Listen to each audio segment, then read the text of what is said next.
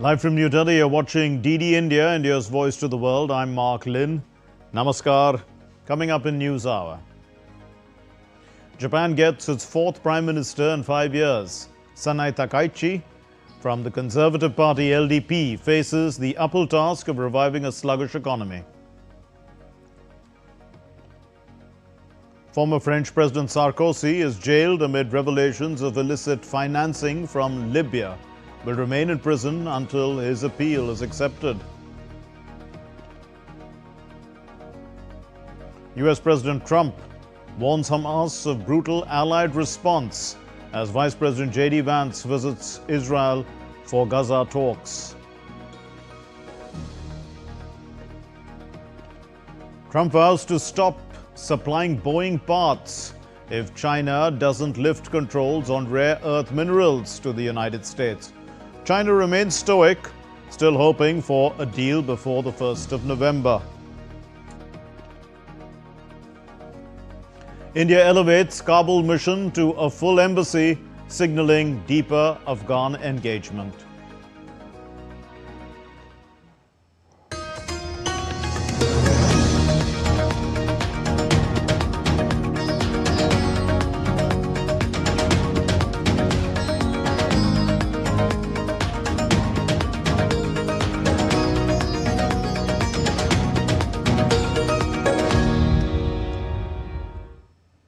In becoming Japan's first female Prime Minister, Sanai Takachi has broken a significant barrier.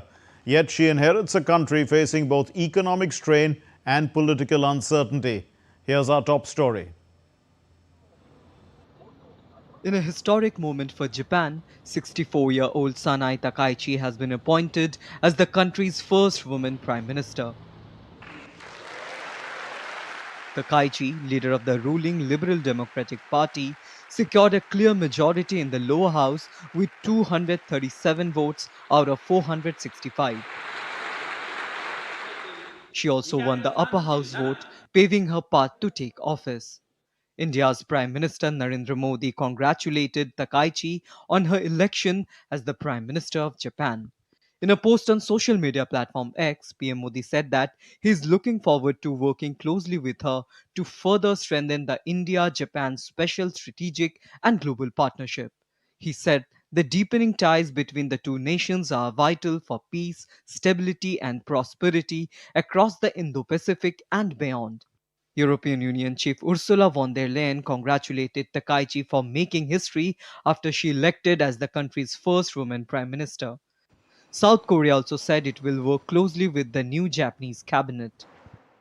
Given our shared perspectives as neighboring partners in global cooperation, we expect South Korea and Japan to continue working together to advance a forward looking relationship despite the fast changing geopolitical and trade landscape. Her election marks a break in decades of male only leadership in Japan's top office. She is the fourth prime minister in just 5 years.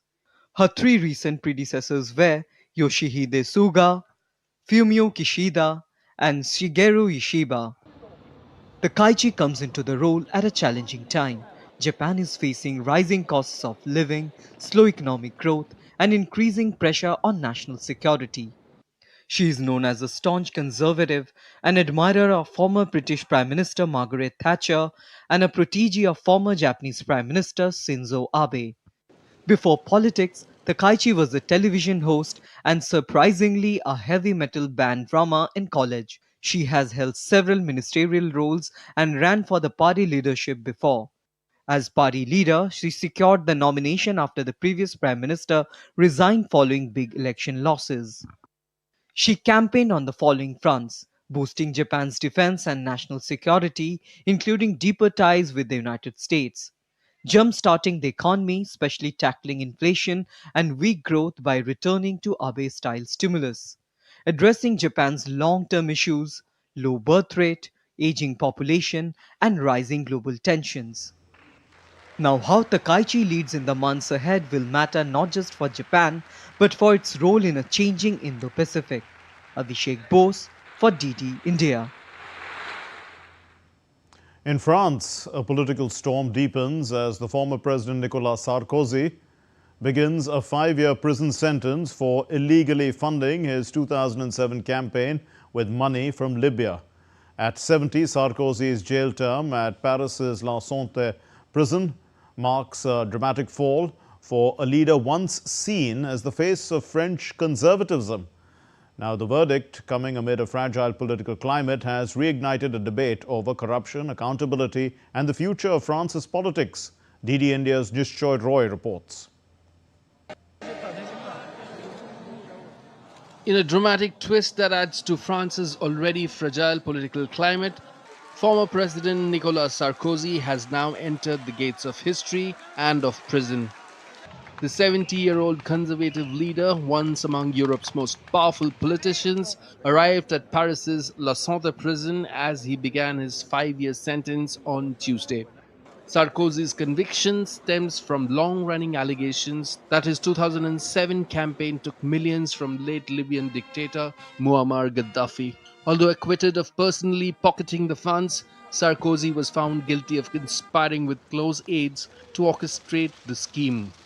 He will be under a specific regime, an isolation regime like other prisoners of these quarters, like around 100 other prisoners in France. That means that he will be alone in his cell, a cell that has until recently been occupied by another prisoner, that he will always have access to walks alone twice per day.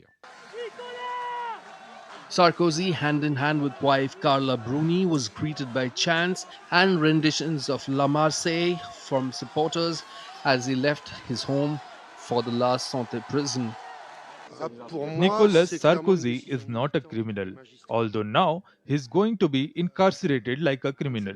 I contest the current legal decision, especially this one. We actually feel like the justice system is taking the power, and that's not good for France. In a defiant post on X, Sarkozy said he was a victim of revenge and hatred, reiterating his claims that the case was politically motivated. His lawyers have sought early release pending appeal, expressing hope that he could be freed by Christmas. As we speak, Nicolas Sarkozy's request for release has been filed. From the moment he entered detention, the criteria justifying this detention do not apply. He will be there for a minimum of 3 weeks or a month, since the Court of Appeal has 2 months to rule on a request for release, and the average time at the Paris Court of Appeal is 1 month. In any case, even if nothing justifies this detention, he will be there for a month. Sarkozy becomes the first French head of state to be jailed since World War II era Marcel Philippe Pétain. As France wrestles with political turbulence and political mistrust, the sight of a former president behind bars adds yet another crack in its uneasy establishment. With Nishchoy Roy, Amit Mukherjee for DD India. US President Donald Trump has warned Hamas to comply with the ceasefire or face a brutal allied force as US allies stand ready to intervene in Gaza. Meanwhile, the US Vice President J.D. Vance is in Israel to reinforce the fragile truce after 2 Israeli soldiers were killed. Aid supplies to Gaza are increasing, but the UN World Food Programme, it says that they still fall short of targets. Rabindra Chauhan has the details. US President Donald Trump on Tuesday warned Hamas to comply or face a brutal allied forces. He said many US allies are prepared to intervene in Gaza with heavy force, though it's not yet needed.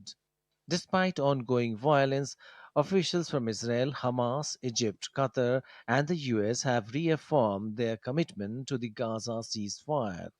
Meanwhile, US Vice President J.D. Vance is in Israel to reinforce the fragile ceasefire brokered by Trump. His visit follows renewed tensions after 2 Israeli soldiers were killed by Hamas. We're here at the Civilian Military Cooperation Center, which we are announcing the opening of. You have Israelis and Americans working hand in hand to try to begin the plan to rebuild Gaza, to implement a long-term peace. Hamas have freed all 20 living hostages and returned 13 bodies, with 15 still in Gaza. In response, Israel has released around 2,000 Palestinian detainees, including 250 long serving inmates, and returned 165 bodies to Gaza.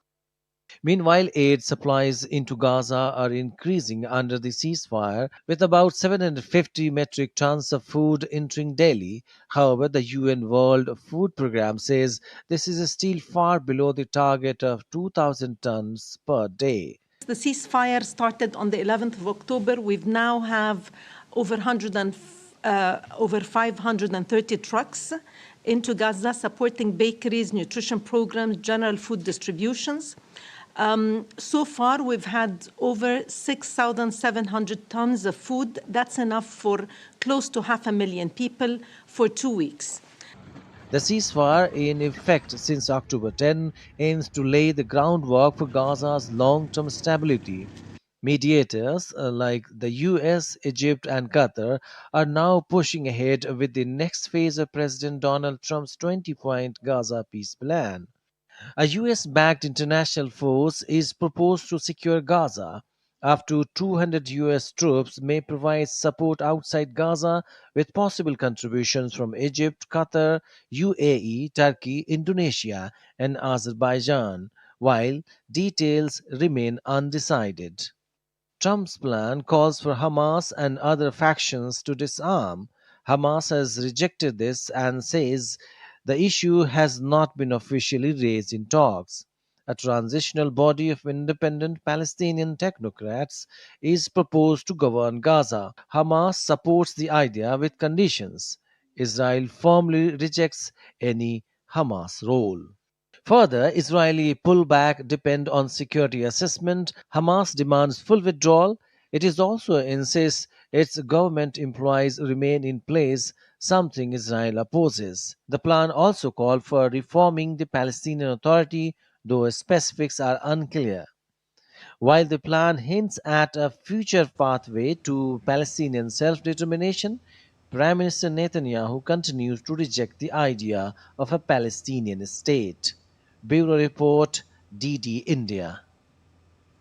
In a dramatic escalation ahead of the APEC summit in South Korea, the US President Donald Trump has threatened sweeping trade penalties against China, including 157% tariff on all imports starting November 1. Now, the move comes amid rising tensions over rare earths, aircraft parts, and global supply chain dominance. While Trump flexes economic muscle, Beijing responds with cautious diplomacy, signaling a potential path to negotiation. Here's the report. US President Donald Trump has escalated tensions with China ahead of his APEC summit meeting with Xi Jinping, threatening a 100% tariff on all Chinese imports starting November 1 if no deal is reached. We have a tremendous power, and that's the power of tariff. And I think that China will come to the table and make a very fair deal, because if they don't, they're going to be paying us 157% in tariffs. Right now, they're paying 55 to 57%. Trump also dismissed China's rare earth curbs, claiming the US deal with Australia would flood the market, making the critical minerals worth $2, a clear jab at China's leverage in the sector. In about a year from now, we'll have so much critical mineral and rare earths that you won't know what to do with them. They'll be worth about $2. China holds the largest rare earth reserves, though Australia has substantial deposits too. Used in EVs, aircraft, and radars, Beijing has called its export curbs legitimate, stressing market-driven supply chains. 全球产供链的形成 The formation of global production and supply chains is the result of market and enterprise choices. Key mineral resource countries should play an active role in safeguarding the security and stability of industrial and supply chains, ensuring normal economic and trade cooperation. 确保正常的经贸合作。 Trump also hinted at curbing Boeing parts, noting China's reliance on US components and past disruptions that had grounded planes. We build their airplanes. We do a great job. They're largely Boeings. And we could stop the parts. We did stop the parts, actually, when they did the initial threat. That's a big... They closed down over 400 of their airplanes. But we don't want to do that. Despite tough talk, China remains open to trade talks and has held off on retaliatory tariffs, signaling a strategic pause. Tariff wars and trade wars serves the interest of neither party. Both sides should resolve relevant issues through consultation on the basis of equality, mutual respect, and reciprocity. Trump's hardline stance blends bravado with strategic pressure ahead of the ASEAN and APEC summits. China has condemned the rhetoric, yet remains open to talks, framing US moves as a bid to dominate tech supply chains. The result, a tense standoff marked by defiance and diplomacy. Bureau Report, DD India.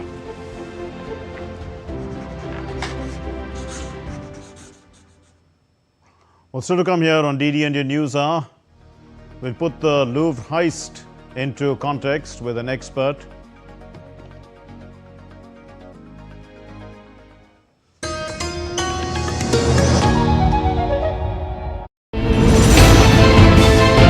Geopolitics and trade deals.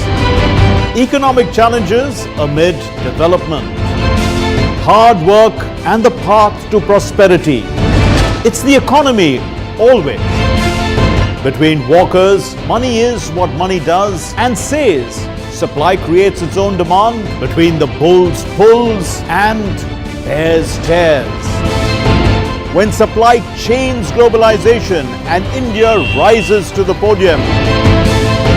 We'll get you centered with the economic brief at 8 p.m. every Thursday on DD India.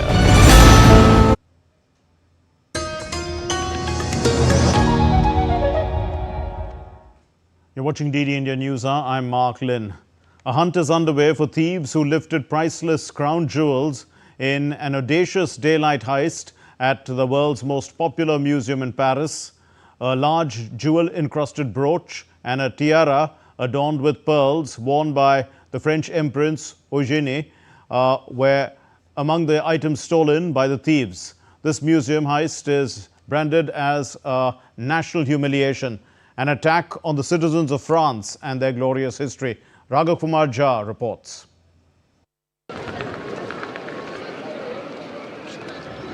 French police stepped up the hunt on Tuesday for thieves who stole priceless royal jewels from the Louvre Museum in a spectacular daylight robbery. As the museum remained closed for a second day Monday, officials said 60 investigators were working on the theory that an organized crime group was behind the raid in which 9 pieces of jewelry were taken. A crown covered in more than 1,300 diamonds was dropped in the streets of Paris as the 4 robbers fled after robbing the museum on Sunday.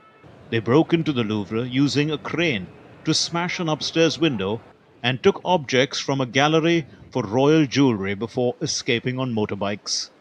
According to France's Ministry of Culture, the stolen items included a tiara and brooch belonging to the Empress Eugénie, wife of Napoleon III, an emerald necklace and a pair of emerald earrings from Empress Marie-Louise, a tiara, necklace and a single earring from the sapphire set that belonged to Queen Marie-Emilie and Queen Hortense, a brooch known as the reliquary brooch. This audacious jewel heist has brought security of the museum at the center stage, and experts call it the heist of the decade. I was just shocked. It feels like a museum like this would have the security that would stop something like that. It's a crazy story, you know. We could say this is the heist of the decade. If you target the Louvre, the most important museum in the world, and then get away with the French crown jewels, something was wrong with security. Justice Minister of France, Gérald Darmanin, admitted to security lapse at the Louvre. Having served as interior minister, I know that we cannot secure totally all the sites. But what was sure was that we failed because someone was capable of putting in a crane truck wide in the open in the streets of Paris to have people walk up for a couple of minutes and take priceless jewels and give France a deplorable image. The museum heist is branded as a national humiliation, an attack on the citizens of France and their glorious history. It was not the deceased empresses, Josephine and Eugenie, nor their families, who were robbed, but the French citizens. It was us who were robbed. It's tragic because we are touching on French history here. Imagine if someone stole the crown jewels in Britain. Do you realize who it hurts? Well, it hurts the French as well as people abroad, and it gives an absolutely deplorable image of France. Crime gangs around Europe are increasingly robbing valuable jewels and gold from museums like the Louvre. Experts say that even if the police catch these thieves, they struggle to recover the priceless jewels and goods. Raghav Kumar Jha's report for DD India. Well, Ambassador Mohan Kumar, former Indian ambassador to France, joins us, and he knows a thing or two, I presume, about the Louvre. Ambassador Mohan Kumar, the thieves exploited the security vulnerabilities there. What does this reveal? I mean, highly trained thieves or just poor security? I think a combination of both, I suspect. It certainly was a professional job, and I think the culture minister of France and the internal security minister admitted as much. This is an absolutely professional job, because this montre meuble, as they call it in France, this crane with the kind of ladder that you see, is a very common sight in Paris, Mark. And I want to explain to your audience that in France, if you live in an apartment in Paris, and if you buy a new piece of furniture, it doesn't enter through the door or the stairway. It almost always enters through the window. Even if you are in the 5th or the 6th floor, you use that equipment to make sure that a sofa or a chair that you bought reaches through the window, because the staircase and the doors are too small. So that itself is not a red flag. I mean, you see those all over the place in Paris. So that's the first. Second, I think the fact that the thieves knew what they were looking for. They're not looking for large art objects. They're looking for relatively small pieces of jewelry, which are very, very expensive. And they made their way out through Yamaha motorcycles. So they knew exactly what they were doing. But frankly, it is the lack of security that is going to cause a lot of investigation and angst in France, because the alarm at that place did not work, and the larger alarm of the museum worked, but by then it was too late. Secondly, the guards did not have any weapons or guns, so the robbers, who were also unarmed, by the way, were able to scare off the security personnel just with a metal cutter, or what is known as the angle cutter, disc cutter, if you like. So a combination of factors, I suspect this will lead to a very major investigation. The only thing I would say is that the Louvre itself was under renovation.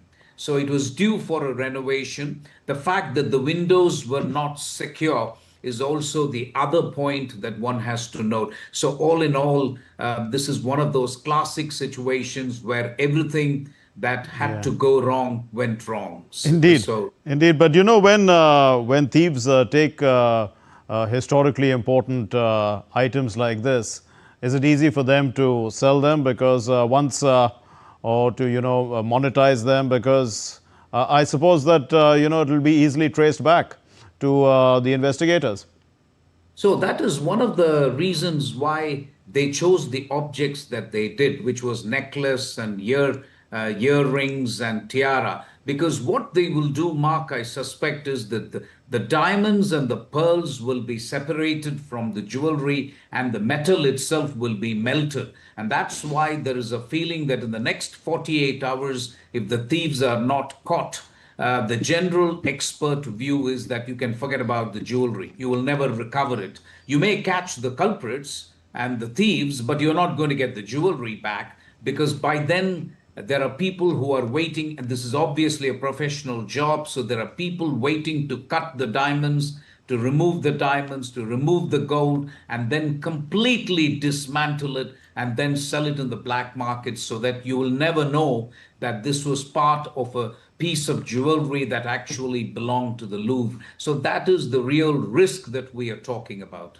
Ambassador Mohan Kumar, also, does this put fear in the minds of collectors of art and lawful holders of artworks, that they have to put this they have to have the best kind of protection for their art because there are thieves all around and, and the underworld or this sort of black market, as you call it, is vibrant and it's alive.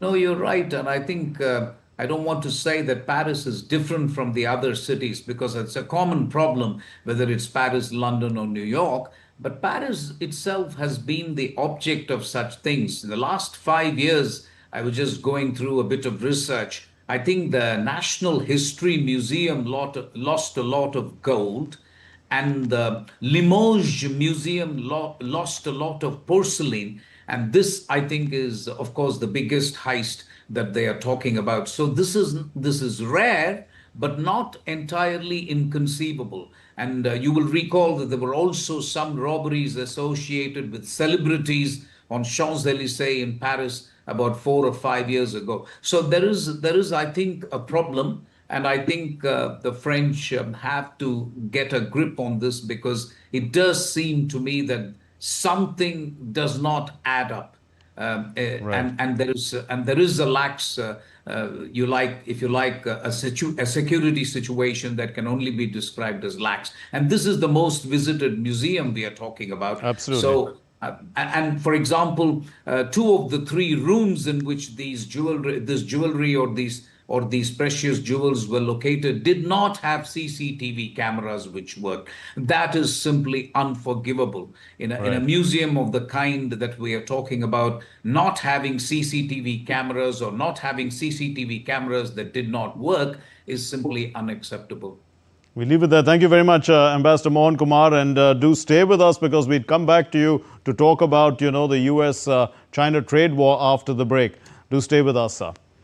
Now, India has converted most of the fence along the LOC with Pakistan-occupied Kashmir into a smart fence. Our correspondent Nandita Daga traveled to the line of control in Jammu and Kashmir. She's filed this report.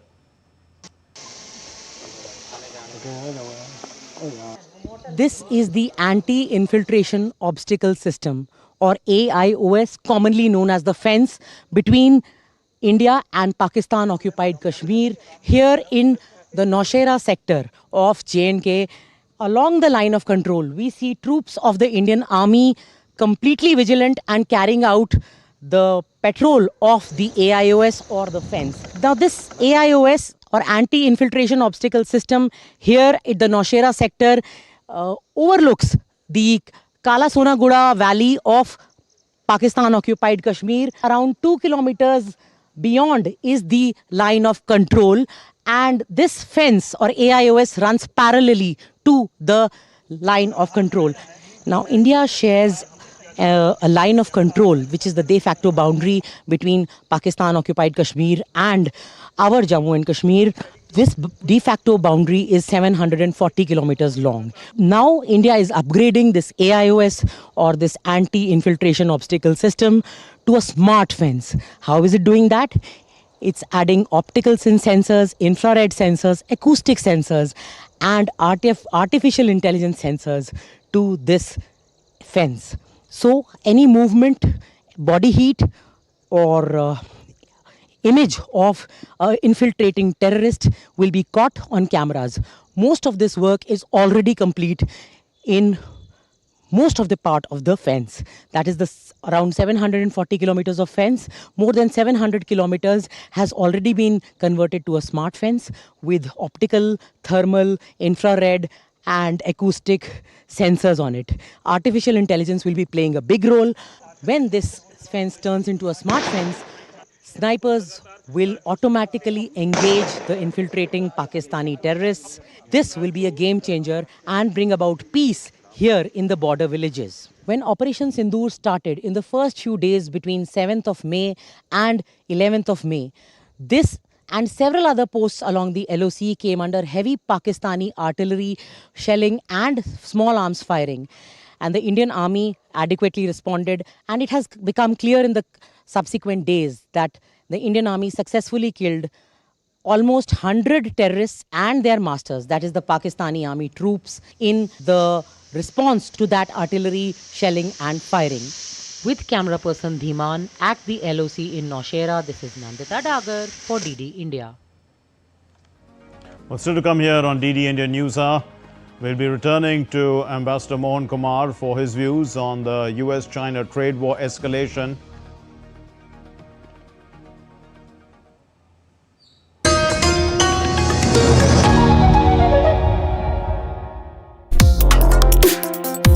Complex issues, hidden agendas, twists and turns, strategic games. We think all dots are linked. We just need to connect them.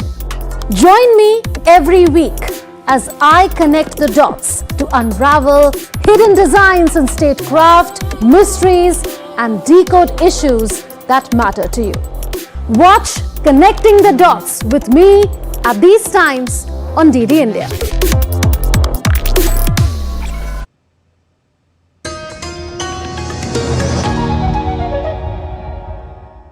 You're watching DD India Newshour. I'm Mark Lynn. Here's a recap of our main stories.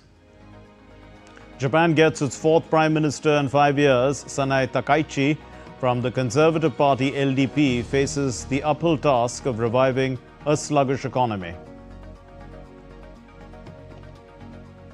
The former French President Nicolas Sarkozy is jailed amid revelations of illicit financing from Libya. Will remain in prison till his appeal is accepted.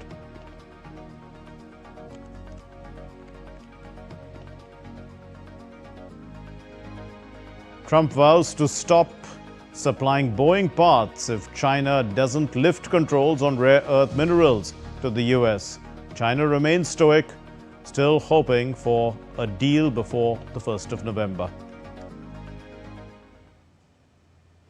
And to help us unpack that story and put it into context, we have Ambassador Mohan Kumar once again joining us. Former ambassador to France and well-known expert on international trade as well.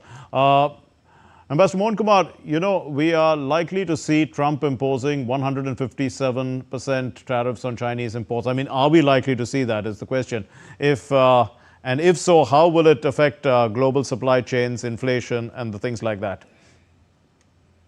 So let me begin by saying that one of the things that geopolitical analysts have not been able to decipher about President Trump is his China policy.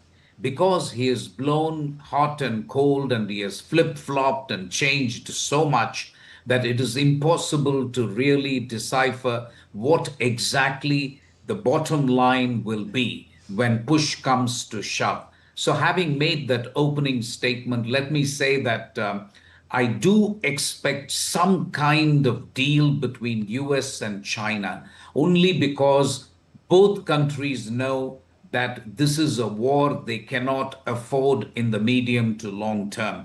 Both economies are vulnerable in my view, and both are joined at the hip.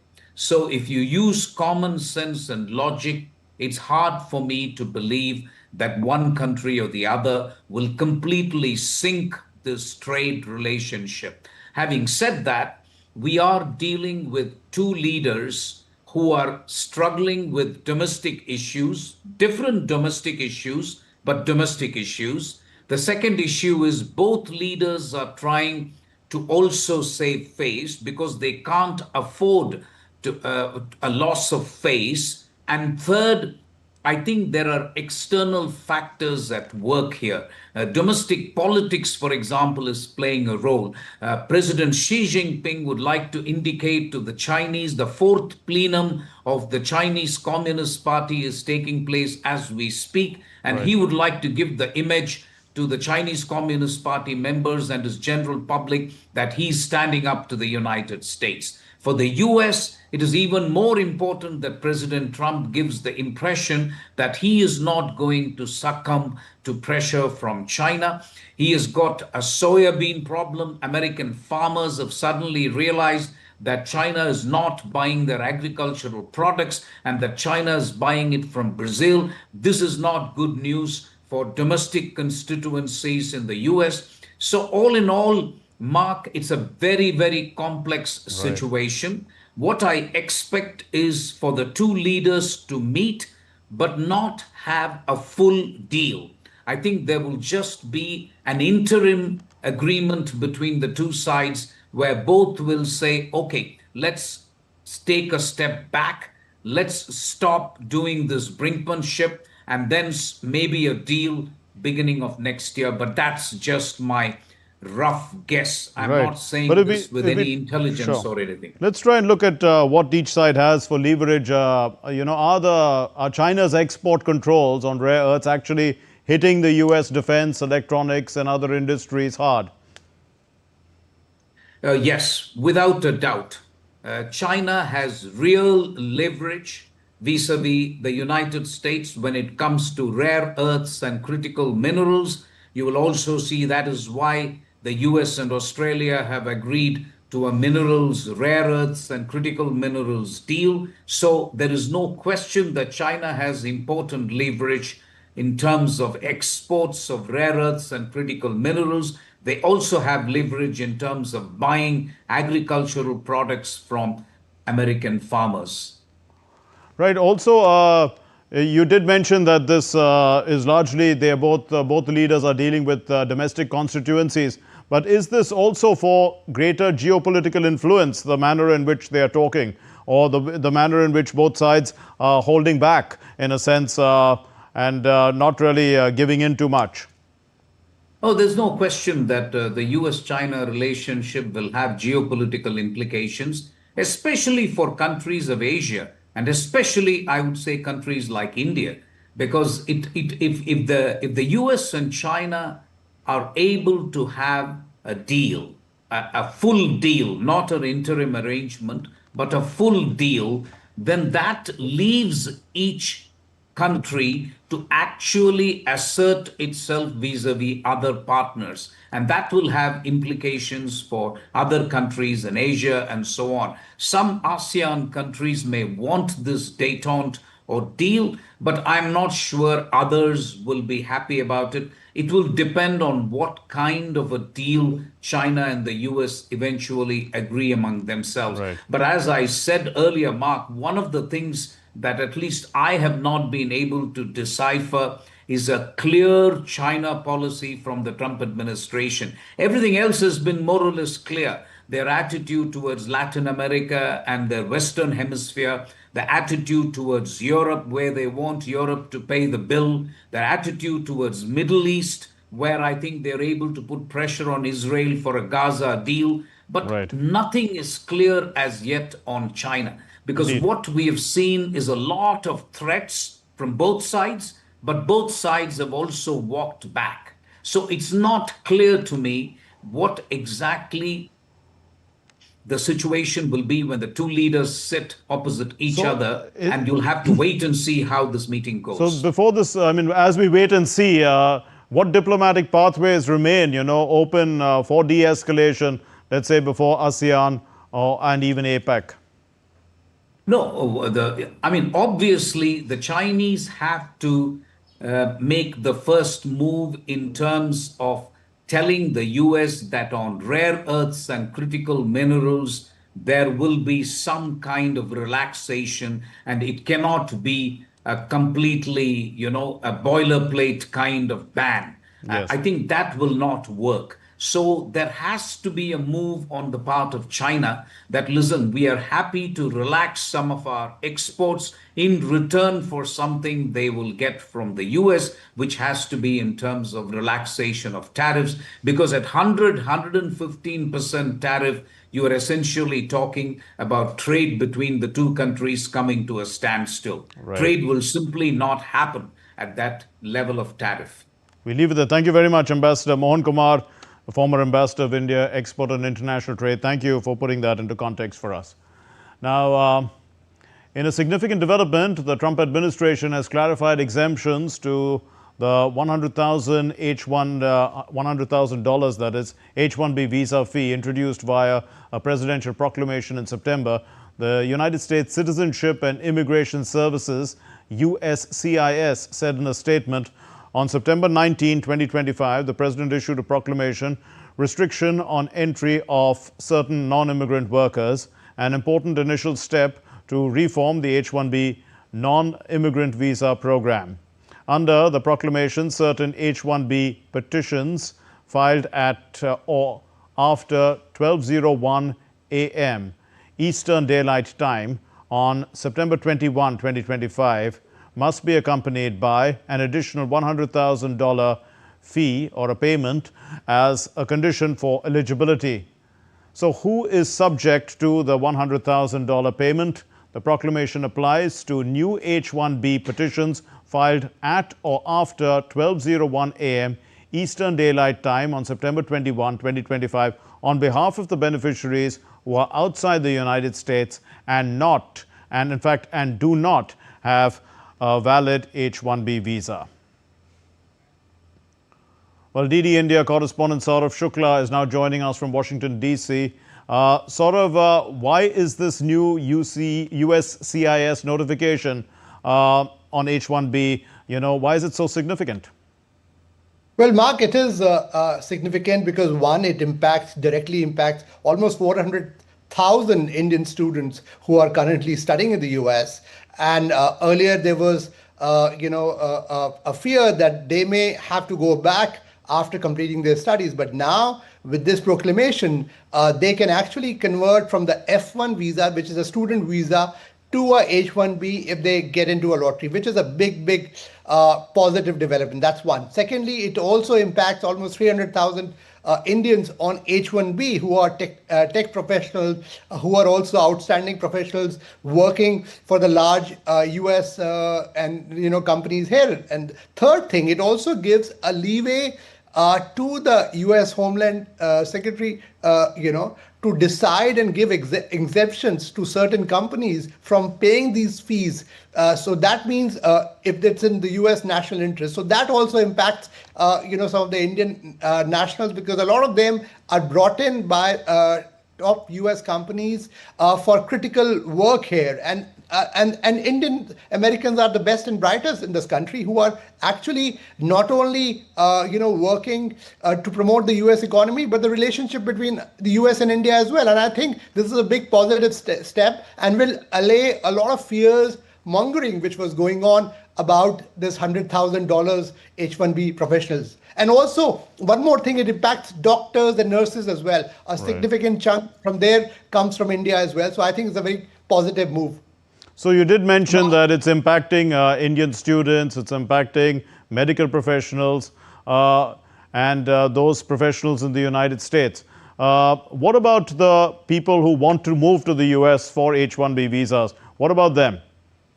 So, there is in the proclamation, they have left a window open where if the Secretary of Homeland Security, which is the Home Ministry equivalent in the US, can decide that in the US national interest, they can be exempted, the exemptions can be given. So that window also allows you to exempt certain categories like doctors and nurses, because there was a lot of outcry, a lot of hospitals here in the US, medical institutions, even academic institutions had petitioned the White House and the president and the USCIS that, this 100,000 fee was unfair. And that's the reason why they found a middle ground solution. And I think it will impact Indians across the spectrum, and it's a good news. Also, it helps the US because they realize that Indian professionals, whether they're Indian students, whether Indian doctors, nurses, they are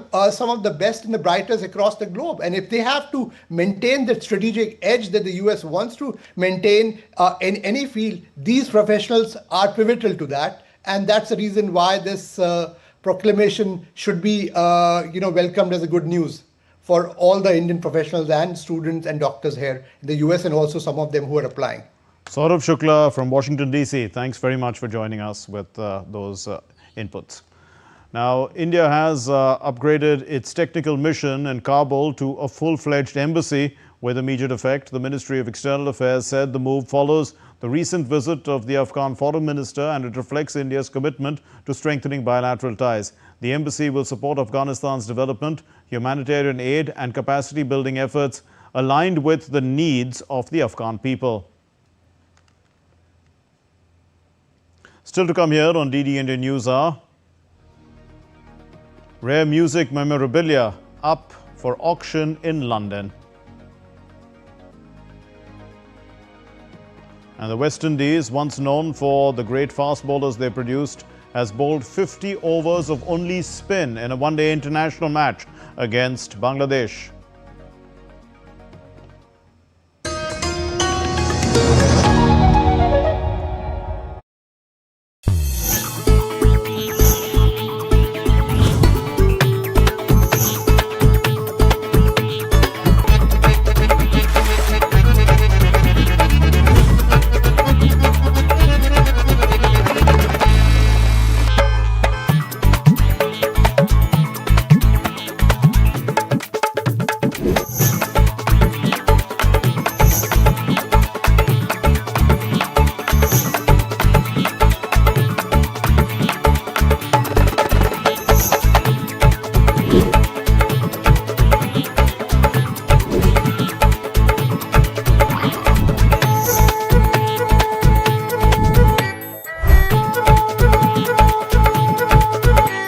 Welcome to Jaipur.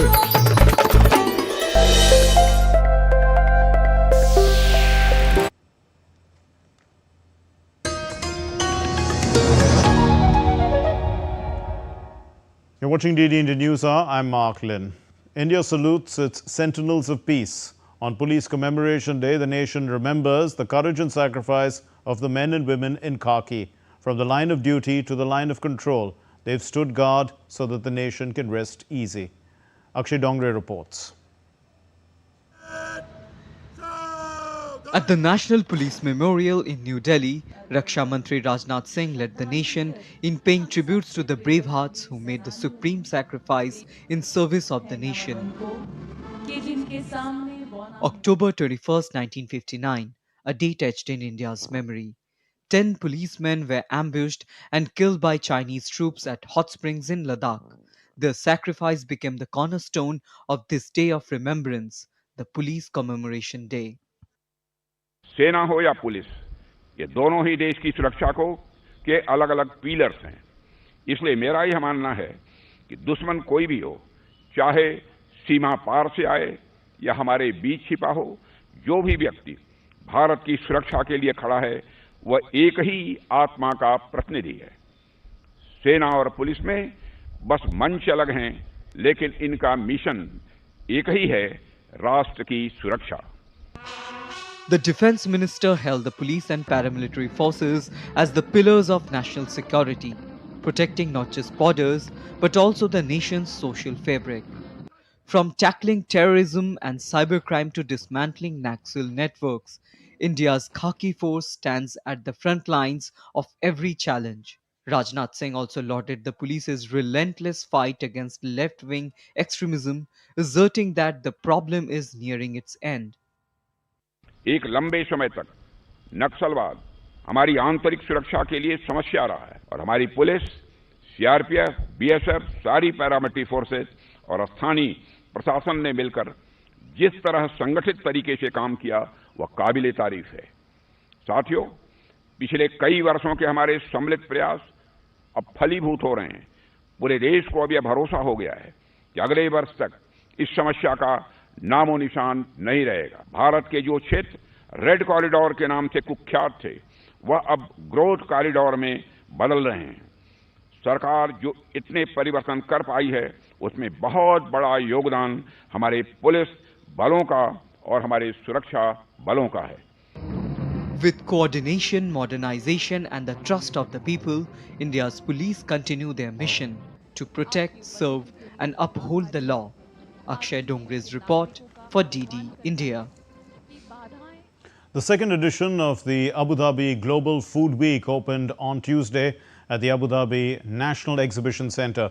It was organized by Abu Dhabi National Exhibition Centre Group in collaboration with Abu Dhabi Agriculture and Food Safety Authority. And this event, in fact, runs until October 23. The event has drawn global industry leaders, innovators, as well as policymakers exploring collaborations that address food security and sustainability challenges. In a world grappling with climate change and supply chain vulnerabilities, Global Food Week 2025 positions Abu Dhabi as a nexus for actionable solutions.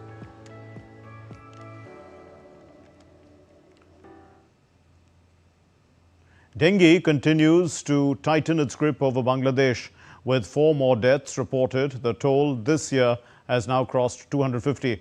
According to the Director General of Health Services, 840 new dengue patients were hospitalized in the last 24 hours, pushing total cases this year to over 56,000. Health experts warn the outbreak may persist beyond monsoon season due to erratic weather and inadequate mosquito control. In Nepal, Gai Tihar and Lakshmi Puja are being celebrated across the country. People are worshipping cows and offering prayers to Goddess Lakshmi. Authorities have banned firecrackers and limited Dusi Bhailo events to 9 p.m. to avoid noise and pollution. Legendary guitars, iconic glasses and handwritten lyrics from some of the biggest names in music are going under the hammer at a London auction this week. Taking the center stage is Noel Gallagher's Gibson ES355, which is a guitar damaged by his brother Liam during the infamous backstage brawl that led to Oasis's breakup in 2009. It's the biggest multi-consigner music auction ever to happen in the UK. We expect £3 million plus in sales for it, hopefully a little bit more. And of that 3 million, there's over £1 million in Oasis memorabilia, which makes it the biggest Oasis auction to ever happen anywhere. You're watching DD India Newshour. Time now for the sports news. The Indian badminton pair of Satvik Sairaj Rankireddy and Chirag Shetty have entered into the top 5 of the men's world rankings on Tuesday after a year. In the latest rankings released by the Badminton World Federation, the Indian duo have climbed to the 3rd spot. Their rise comes after their semi-final finish at the Denmark Open last week. The pair gained 3 spots in the rankings. Though a BWF World Tour title has eluded them so far this year, they have been one of the more consistent pairs.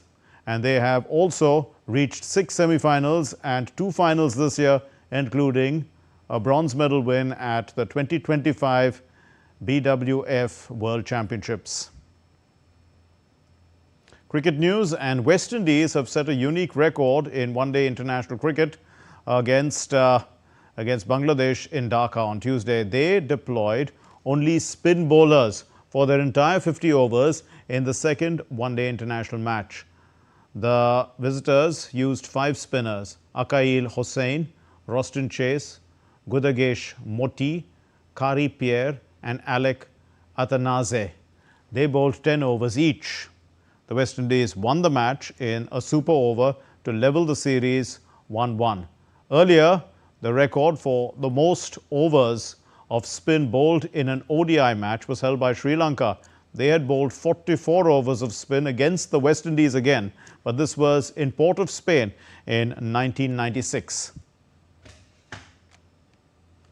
The Australian captain, Alicia Healy, is set to miss the clash against England in the ICC Women's World Cup in Indore on Wednesday due to injury. Healy, who hit back-to-back centuries in the previous 2 games, strained her calf while training. The Australian skipper has been in splendid form and is currently the leading run scorer in the tournament with 294 runs from 4 innings. Tahalia McGrath will captain the Australian side in Healy's absence. Cricket Australia has confirmed that Healy's fitness will be assessed again ahead of the team's final group stage game against South Africa on Saturday. The United States' soccer officials have confirmed that Mexico, Costa Rica and Jamaica have joined its bid for the 2031 Women's World Cup. The joint bid will be submitted to FIFA next month, with the global football governing body set to give its formal approval at its Congress in Vancouver in April 2026. In April, FIFA President Gianni Infantino announced that the US was the lone bidder for the 2031 tournament with potentially some other members, while the 2035 tournament would take place in England, Scotland, Wales and Northern Ireland. FIFA President Infantino had also announced the expansion of the tournament from 32 to 48 teams. Well, that's all we have in this edition of DD India News Hour. And for those of you on the go, get the latest news and updates from India and across the world on the DD India mobile app. It's available on Android and iOS platforms. Scan the QR code and download it now. We'll be back with more news as it breaks here on DD India. I'm Mark Lynn from all of us here in Delhi. Thank you very much for watching DD India News Hour. Namaskar.